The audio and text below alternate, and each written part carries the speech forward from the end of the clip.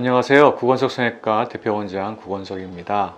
오늘은 각 사례를 가지고 좀 더 구체적으로 알아보도록 하겠습니다.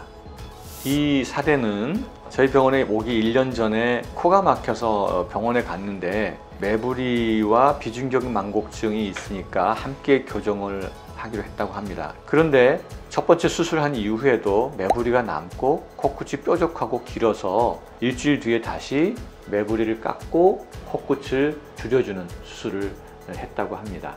두 번 다 개방으로 수술을 했고요. 그래서 제가 보니까 여전히 코가 길고 코끝은 단단하게 고정되어 있었고 실리콘의 윤곽이 굉장히 표시가 나 있었고 코 안을 보니까 비중격 망곡증도 여전히 남아 있었고 비주가 이렇게 기울어져 있으면서 오른쪽으로 돌아가 있었습니다. 그래서 기울어져 있는 이 오른쪽 코는 굉장히 입구가 좁아져 있어서 한눈에 보기에도 숨쉬기가 굉장히 불편해 보였습니다. 그래서 수술 계획은 개방형으로 들어가서 그 안에 있는 연장이식, 실리콘, 인공 보형물과 이식물을 제거한 다음에 코의 상태를 보고 원상 복구하는 재배치 수술을 하기로 결정을 했습니다.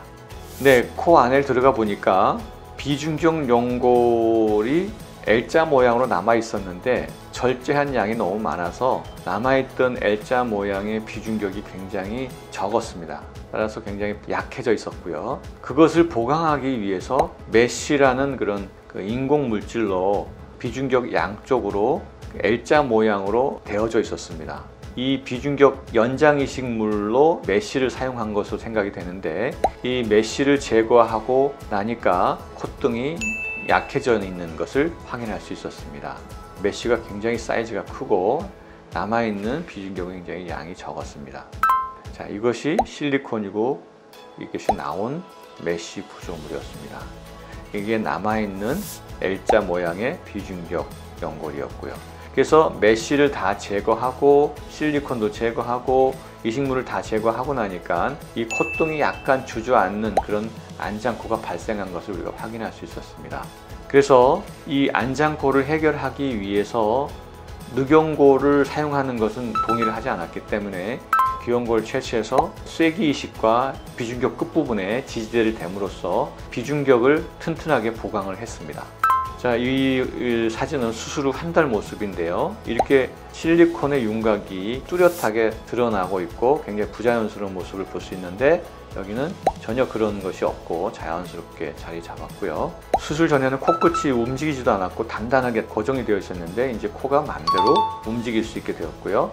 밑에서 본 사진을 보면 비주가 이렇게 완전히 기울어져 있고 우측 비강의 입구가 굉장히 좁아져 있고 막혀 있는 걸 확인할 수 있는데 이제 완벽하게 양쪽의 대칭과 비강의 입구가 정상화된 것을 확인할 수 있습니다. 또한 여기 찝혀 있는 것도 자연스럽게 펴졌고요.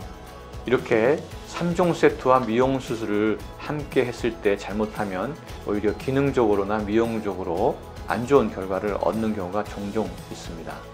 대각선에서 봤을 때 날카롭고 좀 길었던 코 모양도 자연스럽고 반듯한 또 부드러운 라인을 가질 수 있게 되었습니다.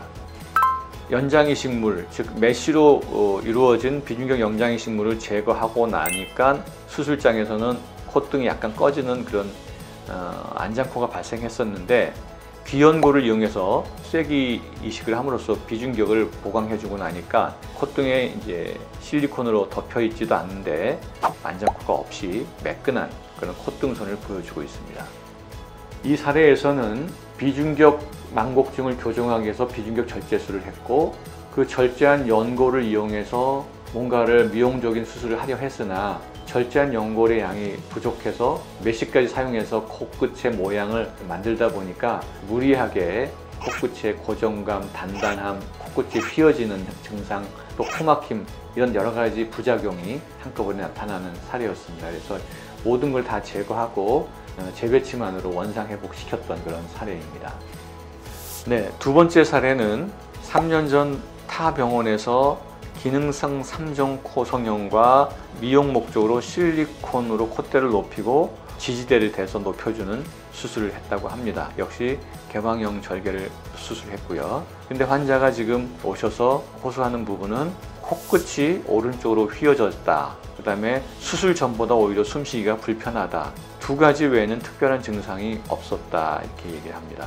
따라서 실리콘과 피막 그리고 비중격 연장 이식물을 제거하기로 했고 코끝이 처지지 않도록 이것을 교정하기로 했고 여러 가지 문제점들이 있는 것들을 제거하고 재배치하는 전에서 계획을 잡았습니다. 그런데 이 환자에 있어서도 역시 코끝에 연장 이식을 하기 위해서 비중격 연골과 메쉬를 같이 썼던 것을 확인할 수 있었습니다.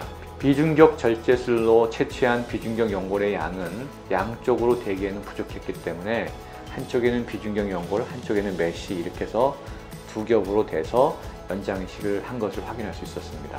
그래서 비중격을 이용한 연장 이식물이고요. 이것은 메쉬를 이용한 연장 이식물입니다. 그래서 양쪽을 대줬는데요. 이렇게 연장 이식물로 이용됐던 메쉬와 비중격 연골을 제거를 했고 그 상태에서 비중격을 살펴보니까 역시 비중격이 약해져 있었습니다. 그래서 약해진 부분에 이용됐던 이런 비중격을 대줌으로써 보강할 수 있었습니다. 자, 이것은 연장 이식물로 돼 있었던 비중격 연골이고요. 이게 메쉬였습니다. 그리고 실리콘과 피막. 그리고 이거는 그 약해져 있던 비중격에 대줬고요. 남아있는 양인데요. 요거는 비주 지지대로 우리가 사용을 했습니다. 그래서 이 사진은 수술 후 4달 된 모습인데요. 비뚤어져 있던 실리콘을 빼고 나니까 콧등이 반듯하죠. 그리고 콧날도 잘 서 있고 오히려 자연스럽고 반듯하게 자리 잡았습니다.